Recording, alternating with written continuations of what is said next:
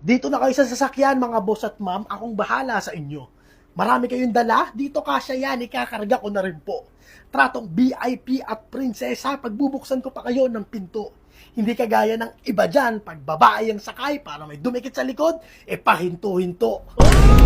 Kasi wala na nga kayong ini-spit na maganda. Tapos sa kalye, puro pa kayo dura.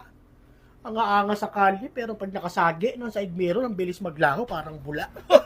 Kaya huwag ka na makapagtalo kung usapang pagiging komportable lang at safety, that line is mine. Mga linya mo, puro gas-gas, parang lumang pedestrian line. Saan nyo mas gusto? Sa malamig na aircon o sa tutok ka sa heat? Sa malambot na seat o nakakapaso ng puwit? Diba? Dito pwede kang mag-relax habang nagpapatugtog. Dito sa rider na to, pag nadamay ka sa road rage, pwede ka pang mabugbog. Kaya umalis ka na dito, boy, mukha kang kawatan. Pag na-aksidente kayo dyan, ulo nyo lang yung safe sa sasakyan, buong katawan. Diba? Kaya dito ka na sa amin. Mas safety, hindi pa tayo biglang liko.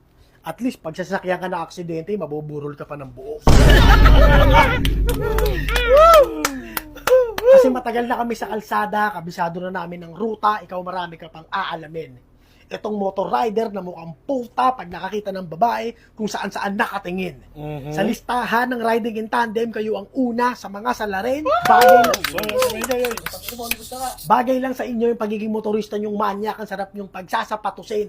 Kasi ang trato nyo sa mga babae nyong angkas, parang kalye lang din. Alam nyo nang masikip at bawal, pinapasok nyo pa rin.